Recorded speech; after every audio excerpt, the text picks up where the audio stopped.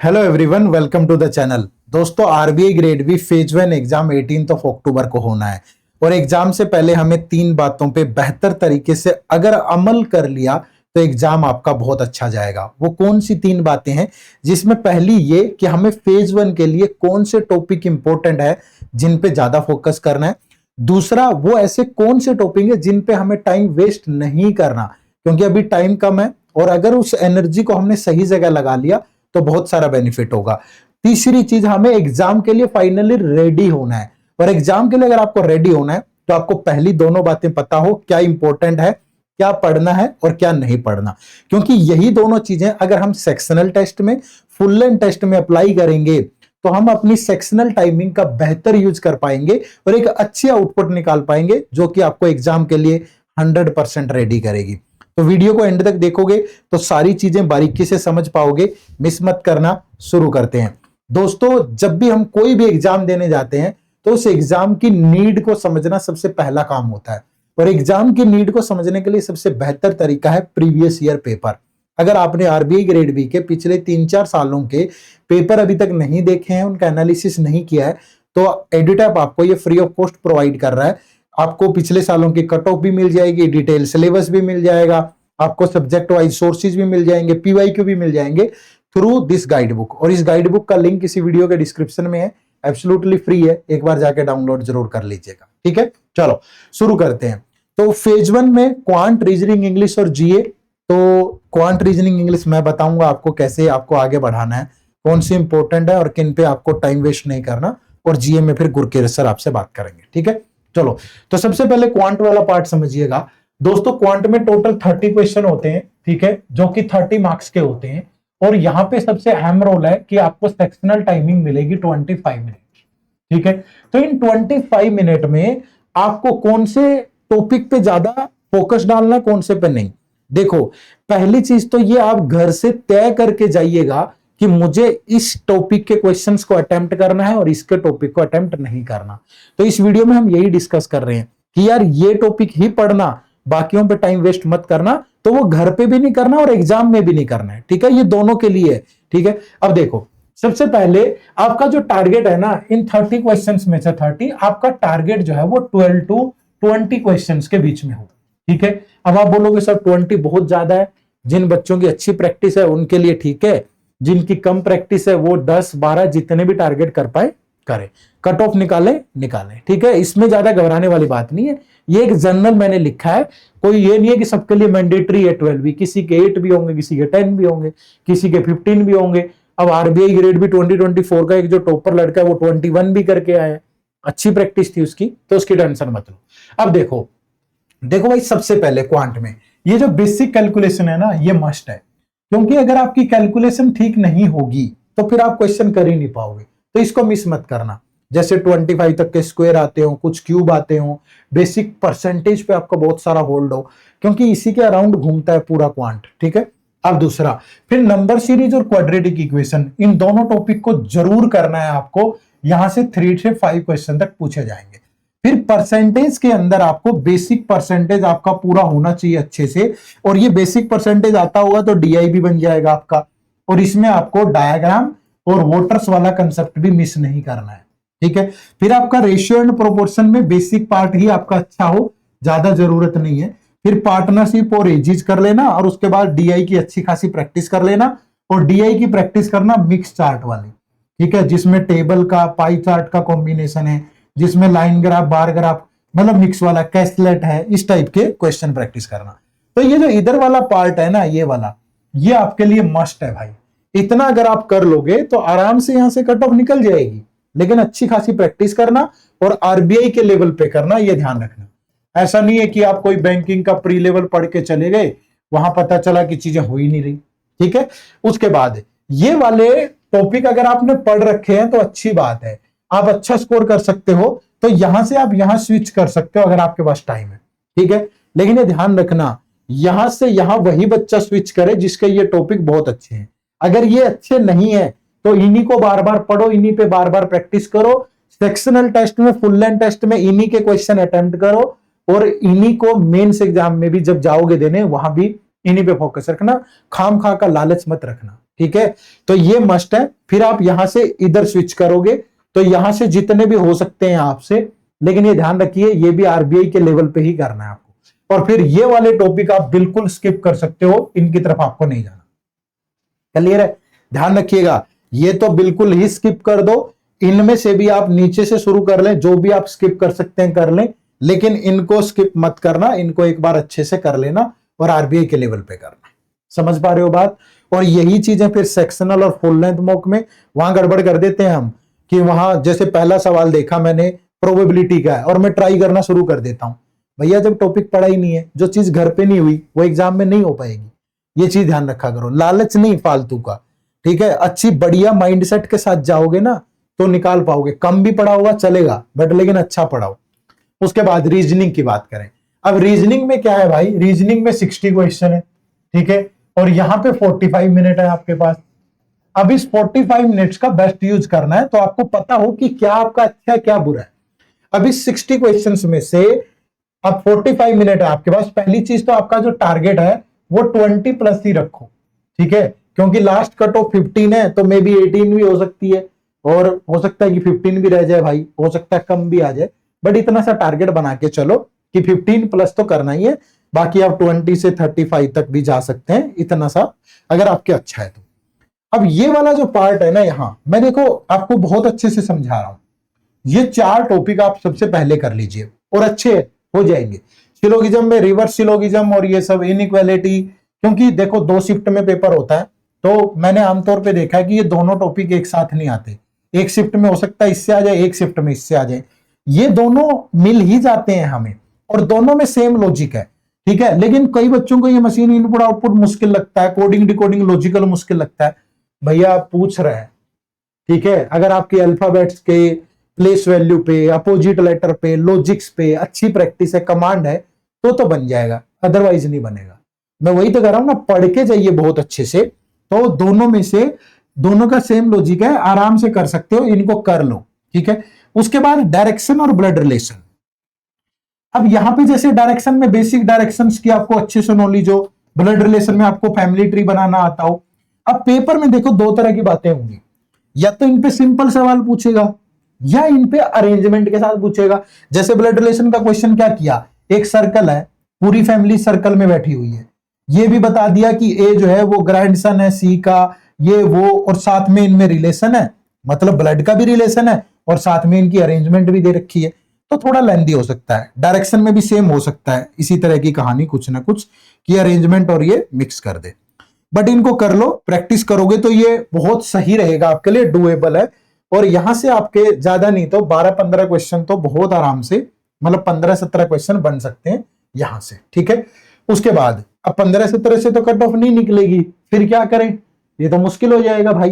तो ये तो मस्ट है, कर लो। उसके बाद देखो रैंकिंग में ज्यादा दिक्कत नहीं आती है, कर सकते हो आप आराम से। अब बारी आती है सीटिंग अरेंजमेंट और पजल्स की। अब सीटिंग अरेंजमेंट और पजल में आप एक काम कर सकते हो कि दोनों को लिमिटेड कर लो। लिमिटेड जैसे सीटिंग अरेंजमेंट के अंदर आप लाइन वाला अनसर्टेन नंबर और सर्कल वाला अनसर्टेन नंबर पैरेलल लो, ठीक है, ये करके चले जाओ।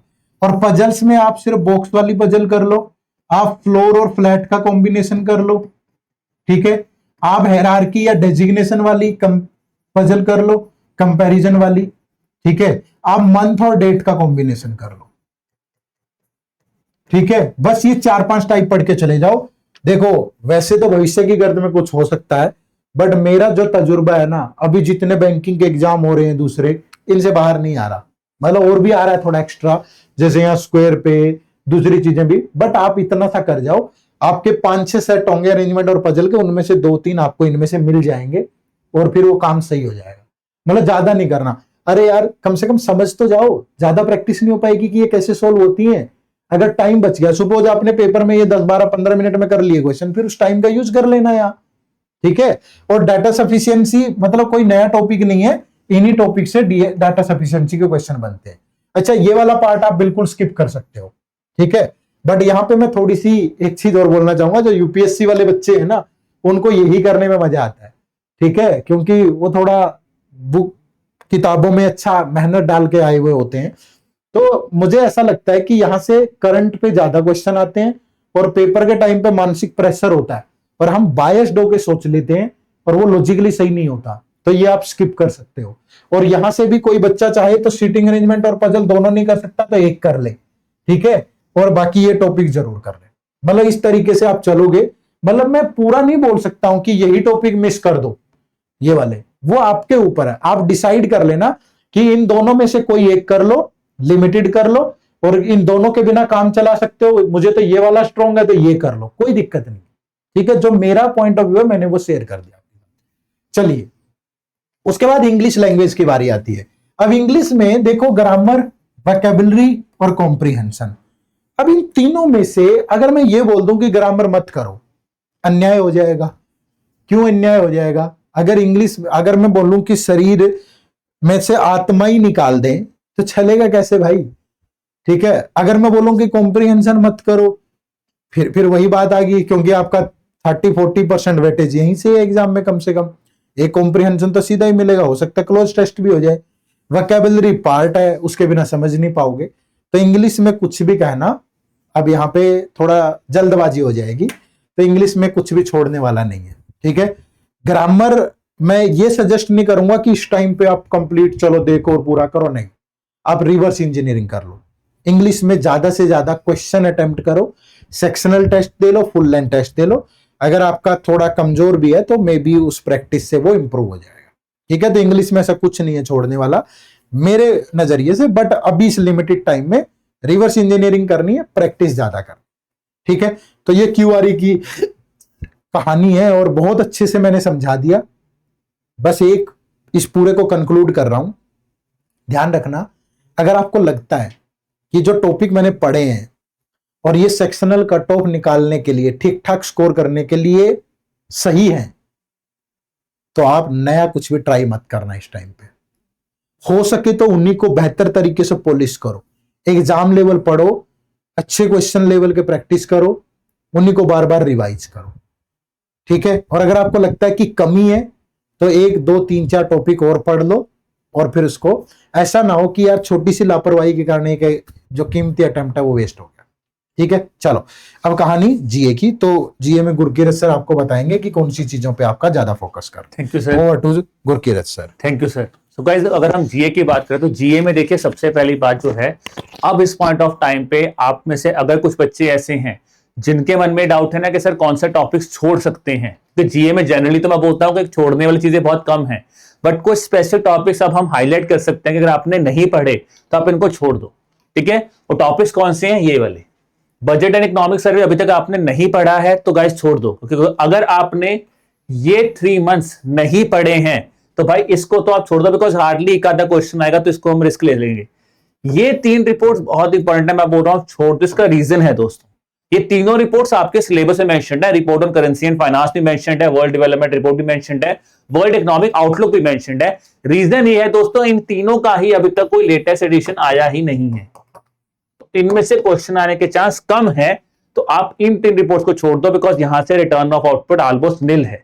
अब आपको, अगर आपने 3 मंथ्स ही नहीं पढ़े तो आप 4th और 5th मंथ के क्वेश्चंस, करंट अफेयर्स के मैगजीन्स को पढ़ना छोड़ दीजिए। यहां पे आप सिर्फ एमसीक्यूज कर लीजिए, डॉक्यूमेंट मत पढ़िए, ठीक है। तो ये तो हो गया पहला काम कि क्या नहीं करना। अब इसके अलावा मैं एक चीज और ऐड करूंगा दोस्तों यहां पे कि क्या चीजें और आप, अगर आपको लग रहा है कि छोड़ना है, देखो छोड़ने के लिए मैं आपको बोलूं कि यार 5 महीने से पहले या 3-4 महीने से पहले पढ़ लो। मैं बोलूंगा लास्ट 3 मंथ्स जो है ना, बस उसको अपना फोकस रखो, ठीक है। और लास्ट 3 मंथ्स को अच्छी तरह करना है कि यार यहां से तो कोई भी क्वेश्चन अपना गलत नहीं होना चाहिए। बिकॉज अगर आप रिसेंटली पेपर्स जो देख रहे हैं, जैसे कि अगर हम बात करें आपका आईएफएससी, अभी एसबीआई का एग्जामिनेशन हुआ है, ठीक है जी। हम बात करें पीएफआरडी का पेपर थोड़ा सा अनऑर्थोडॉक्स था, ठीक है। तो पेपर क्या अनऑर्थोडॉक्स हो सकता है, बट हमें अपनी मेन प्रिपरेशन से इधर उधर नहीं जाना।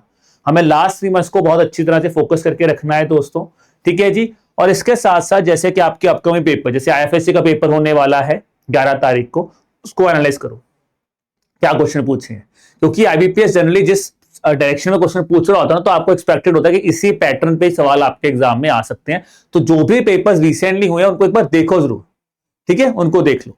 अब आते हैं क्या क्या करना है, फोकस कहां पे करना है। अब देखो इस पॉइंट ऑफ टाइम पे मैं नहीं बोलूंगा दोस्तों, अगर आपने मैगजीन्स पढ़ी हैं तो जो भी मैगजीन्स पढ़ी हैं, जो भी नोट्स पढ़े हैं, उनको एक बार अच्छी तरह से रिवाइज कर लो, स्पेसिफिकली लास्ट 3 मंथ्स। और लास्ट 3 मंथ्स का मेरा मतलब है कॉम्प्रीहेंसिव प्रिपरेशन। यहां पे ऐसा ना हो कि सर वो मैंने टॉपिक तो पढ़ा था, उसके बारे में ना कुछ मंथ पहले भी न्यूज आई थी बट मैंने वो छोड़ दी, वो नहीं करना। कॉम्प्रीहेंसिव, अगर वो टॉपिक न्यूज में है, जैसे अगर ब्रिक्स न्यूज में है, एएनआरएफ न्यूज में है, उनके बारे में सारा कुछ पढ़ना है कॉम्प्रीहेंसिवली, तो ये चीज का ध्यान रखना है। दूसरी बात, जनरल अवेयरनेस में बोलूंगा टारगेट ही लास्ट 3 मंथ्स करो, बिकॉज मेजॉरिटी ऑफ क्वेश्चंस जो देखने को मिल रहे हैं वो लास्ट 3 मंथ्स में से देखने को मिल रहे हैं, ठीक है। फिर नोटिफिकेशंस हो गई, आपकी स्कीम्स हो गई। नोटिफिकेशन अगर हो सकता है तो 5 महीने तक जाना, बट अगर 3 महीने अच्छी तरह से हुए हैं तो सबसे पहली बात इस पॉइंट ऑफ टाइम पे रिवीजन करनी है अपने नोट्स के साथ। अगर अपने नोट्स कर चुके हो, उसके पॉइंटर्स बनाए हुए हैं, बहुत बड़ी बात है। नहीं है तो बूस्टर्स के साथ जाइए और अपने रिविजन्स जो है उनको कीजिए। ये पहला काम करना है। दूसरा काम जो बहुत इंपॉर्टेंट है वो है प्रैक्टिस, क्योंकि देखिए प्रैक्टिस बहुत इंपॉर्टेंट है इस पॉइंट ऑफ टाइम पे। तो आप प्लीज, ये मेरा रिक्वेस्ट है आप सब बच्चों से दोस्तों, आप सिर्फ कंटेंट पढ़ के मत भाग जाना।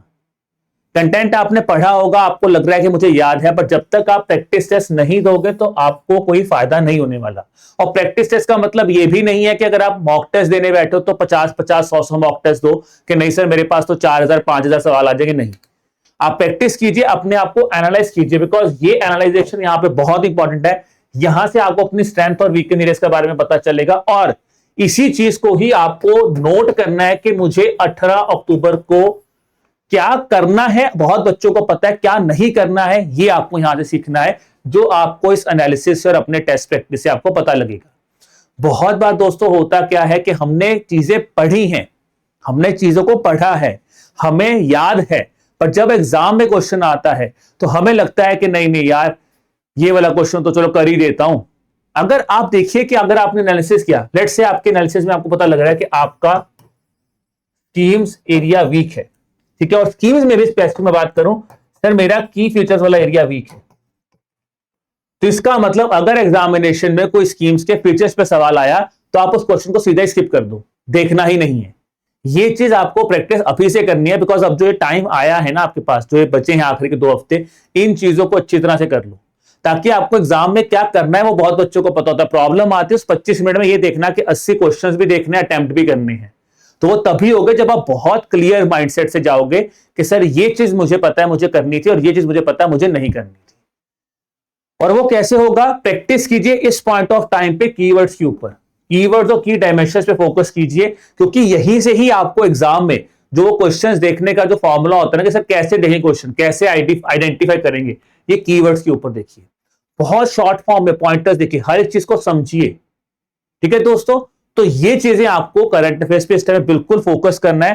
फिर मैं बोलूंगा हाई वेटेज टॉपिक्स को बिल्कुल मत मिस कीजिए। जैसे हाई वेटेज टॉपिक, अगर हम पुराने ट्रेंड की बात करें, जनरली आरबीआई अपने ट्रेंड को रिवर्स करने के लिए फेमस है दोस्तों, बट अगर हम पिछले 2 साल के ट्रेंड को देखें तो यहां पे एक चीज तो क्लियर कट है कि उसका फोकस है जो भी टॉपिक्स आपके फेज 1 फेज 2 ओरिएंटेड हैं उससे क्वेश्चन ज्यादा पूछे जाते हैं। तो हाई प्रायोरिटी टॉपिक्स कौन से हैं जी? आरबीआई नोटिफिकेशन बिल्कुल मत मिस करना, रिपोर्ट्स, ठीक है जी, रिपोर्ट्स के बाद मैं बोलूंगा ESI plus finance current affairs. जिसका ईएसआई फाइनेंस करंट अफेयर्स पढ़ा है तो इसको पढ़ के जाना। अब यहां पे इसके साथ साथ आप यहां पे नॉर्मल जनरल अफेयर्स को भी लेके आ सकते, जैसे अवार्ड्स, पर्सन्स न्यूज आखिरी 3 महीनों के, क्योंकि ये वाला टॉपिक और ये वाला टॉपिक और ये वाला टॉपिक यहां पे कहीं ना कहीं क्वेश्चन लगता है, बट यहां पे फैक्चुअल क्वेश्चन सीधा स्ट्रेट फॉरवर्ड आ रहा है, इनको सबसे पहले करना। फिर थोड़ा सा जो मैं कह सकता हूं माइंड थोड़ा सा कंफ्यूजिंग क्वेश्चंस आते हैं, थोड़ा सा आपको एप्लीकेबिलिटी करनी पड़ती है, वो आ जाती है ईएसआई फाइनेंस में या फिर आ जाती है आपकी स्कीम्स में। इन क्वेश्चंस को यार पढ़ना है आखिरी 3 महीने के लिए, बट यहां पे इनको आप लास्ट में अटेम्प्ट करना, ये एक चीज मैं आपको कह सकता हूं कि अगर आप प्रिपरेशन कर रहे हैं, ठीक है। अब दोस्तों रही आपके मन में कि सर कौन से हाई प्रायोरिटी टॉपिक्स है, तो उसके लिए अगर आप हमारे एडुटैप रेगुलेटरी बॉडीज के यूट्यूब चैनल को देखिए दोस्तों, तो वहां पे मैंने एक वीडियो बनाया हुआ है 50 मोस्ट इंपॉर्टेंट स्कीम्स को लेके, दिवांशु सर ने एक वीडियो बनाई इंपॉर्टेंट रिपोर्ट्स को लेके, और मैंने विष्णु सर के साथ एक वीडियो बनाया हुआ है 100 मोस्ट इंपॉर्टेंट टॉपिक्स को लेके। तो यार ये 3 वीडियोस मैं बता रहा हूं यूट्यूब में, प्लीज इन तीनों वीडियोस को देख लेना। इनमें जो जो टॉपिक्स है कम से कम उनको तो पढ़ के ही जाना है। मैं ये नहीं कह रहा कि पेपर इसी में से आएगा, पेपर तो देखो किसी एंगल्स का कुछ भी आ सकता है, बट ये हाई प्रायोरिटी टॉपिक्स हैं, इनको बिल्कुल भी मिस मत करना। ठीक है, तो ये है जी। अब आपको करंट अफेयर्स में क्या करना है, आप अगेन रिपीट करता हूं, कंक्लूड करता हूं। तो सबसे पहला पॉइंट क्या है, आखिरी 3 महीनों को बहुत ही अच्छी तरह से पढ़ना है। 4th और 5th मंथ के लिए या तो एमसीक्यूज कर लो, नहीं तो अगर आपको लग रहा है आखिरी 3 महीने की मैगजीन भी नहीं पढ़ी जा रही, तो भाई जो भी आपके पास रिवीजन कैप्सूल्स हैं, बूस्टर, उनको 5 महीने के लिए पढ़ लो, तो बूस्टर्स वाला काम हो गया। ठीक है, इनको पढ़ना है। उसके बाद एमसीक्यूज प्रैक्टिस करने हैं। एमसीक्यूज को इस हिसाब से प्रैक्टिस करना है कि हमेशा कोशिश करने है कीवर्ड्स देखो, की डायमेंशंस देखो, ताकि आपको अभी से प्रैक्टिस हो जाए कि 25 मिनट में सबसे पहले वो 80 क्वेश्चन देखने हैं। ये मलाल कभी मत लेके आना, और ये प्लीज अभी से प्रैक्टिस कर लो। बहुत बार बच्चे बोलते हैं कि सर ये क्वेश्चन इतना आसान था, ये कैसे छूट गया, ये तो मैंने देखा ही नहीं। वहां पे नहीं जाना, आप अभी से उसको प्रैक्टिस करो। कोशिश करो पहले 5 से 7 या 8 मिनट में आप पूरे 80 क्वेश्चंस को देख सको। वहां से जब आप क्वेश्चन देखेंगे, जब आप मॉक टेस्ट प्रैक्टिस करेंगे या अपने क्वेश्चंस प्रैक्टिस करेंगे, उसके बाद उनको अच्छी तरह से एनालाइज कीजिए, नोट कीजिए कौन सी की फीचर्स हैं, कौन से डोमेन्स हैं, कौन से ऐसे की स्पेसिफिक एरियाज हैं जहां पे आपकी गलती हो रही है। अगर वो गलती बिल्कुल रिपीटेडली हो रही है, तो आपको पता लग गया कि ये मेरा वीक एरिया है, इसको आपको एग्जाम में अटेम्प्ट ही नहीं करना है।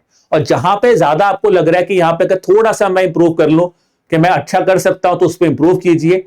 और सारी चीजों को नोट डाउन जरूर कीजिए दोस्तों, बिकॉज 18 अक्टूबर को आपको क्लियर कट पता होना चाहिए कि मुझे जनरल अवेयरनेस में कितने क्वेश्चंस करना है, और वो कैसे होंगे, वो आपके अभी इन 15 दिन की एक्सरसाइज से होंगे। ठीक है दोस्तों, अब वीडियो को एंड करने से पहले just a brief announcement for all of you guys.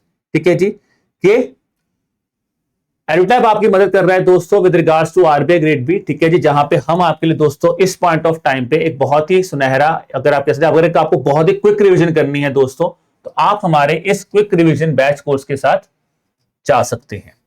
ठीक है, फेज 1 और क्यूआरबी कोर्स आज ही 3 अक्टूबर से इसकी क्लासेस स्टार्ट हुई हैं दोस्तों। अगर हम बात करें तो यहाँ पे आपके 2 स्लॉट बने हैं। एक जनरल अवेयरनेस का स्लॉट है सुबह 8 से 12, फिर एक शाम को स्लॉट है 3 से 7 का, जहां पे आपके क्वांट, रीजनिंग और इंग्लिश की क्लासेस होंगी।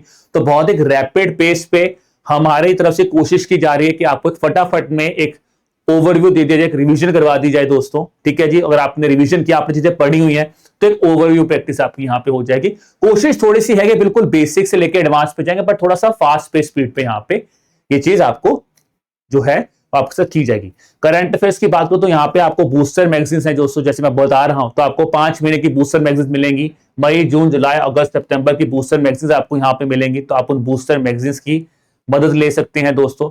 उसके साथ साथ अगर मैं आपको बात करूं तो यहाँ पे आपको सॉल्व पेपर मिल रहे हैं। क्वांट, रीजनिंग और इंग्लिश के आपको दोस्तों अगर मैं बात करूं सेक्शनल टेस्ट मिल रहे हैं। ठीक है जी, फुल लेंथ मॉक टेस्ट मिल रहे हैं, आप वो प्रैक्टिस यहाँ पे कर सकते हैं। प्लस दोस्तों आप अपने डाउट्स ले सकते हैं, बिकॉज क्लासेस आपके साथ लाइव ली जाएंगी, तो आप वहां पे जाके अपने डाउट्स को भी रिजॉल्व कर सकते हैं।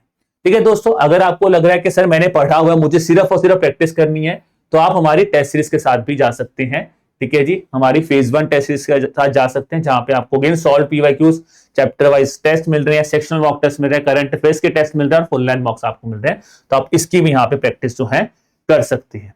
ठीक है दोस्तों, तो जो ऑफर्स है वो जब भी आप कोर्स पे आएंगे दोस्तों, तो जो भी करंट ऑफर वो वैलिड होगा उस दिन पे, उस ऑफर के थ्रू आप जाके वहां पे उस कोर्स को परचेज कर सकते हैं। सो उम्मीद कर रहा हूं दोस्तों ये वीडियो आपके लिए काफी फायदेमंद रहा होगा, जहां पे हमने आपके साथ डिस्कस किया कि क्या चीजें अब आपको जहां पे फोकस करना है। देखिए एक चीज हमेशा समझिए, कोई भी स्टूडेंट ऐसा मत सोचना कि जो हमने बेसिक चीजें वो तो करनी ही है, मॉक टेस्ट तो करने ही है, सेक्शन टेस्ट तो करनी है, बट वहां पे नंबर मैटर नहीं करेगा, वहां पे एनालिसिस बहुत ज्यादा मैटर करेगा। तो एनालाइज जरूर कीजिए, ये एक मेरा रिक्वेस्ट आप सबसे है। बहुत बार होता है कि आप मॉक टेस्ट बहुत करेंगे बट एनालाइज नहीं करेंगे, तो वो गलती मत करना प्लीज। जो भी चीजें वीडी सर ने बताई हैं, मैंने बताई हैं, अपने आप को एक क्लैरिटी देके जाइए कि 18 अक्टूबर को आप जितने क्लियर होंगे ना कि मुझे क्या करना है, क्या नहीं करना है, और जितना आप अपने आप को बेहतर तरीके से अपने स्ट्रेंथ एरियाज को लेके जाएंगे, उतना ही बेहतर वो आपका एग्जाम होगा, और आपको खुद लगेगा कि हाँ यार अब इस एग्जाम को क्वालिफाई करना जो है वो मेरे लिए थोड़ा सा आसान हो रहा है। ठीक है, तो चलिए जी, on that note guys, we wish you all the best for the examination. अपनी मेहनत करते रहिए, अपने पढ़ते रहिए। कोई भी डाउट आता है आप हमारे साथ जुड़ सकते हैं, हम ईमेल कर सकते हैं, दैट इज एट hello@edutab.co.in, या फिर हमारे साथ कॉल भी कर सकते हैं ऑन द नंबर 8146207241। और दोस्तों before I and the session, एक इंपॉर्टेंट अनाउंसमेंट आप सबके लिए। अगर आपको करंट अफेयर्स में बहुत ज्यादा डर लग रहा है, तो दोस्तों 5 तारीख को हम आपके लिए एक स्पेशल सेशन करवा रहे हैं। ठीक है जी, दैट इज एट 11 AM, 11 बजे 5 तारीख को एक स्पेशल सेशन है, जो कि आपकी नोटिफिकेशन, स्कीम्स और रिपोर्ट्स को लेकर करवाया जा रहा है, जहां पे पिछले 5 महीने की रिपोर्ट्स 200 सवालों के साथ हम आपके साथ रिवाइज करेंगे। ठीक है, तो अगर अभी तक वो चीजें आपको लग रहा है कि मैंने नहीं की, डर लग रहा है, तो आइए दोस्तों जुड़िए हमारे साथ और उन चीजों को जो आपका डर है उसको दूर कीजिए। चलिए गाइस, ऑल द बेस्ट।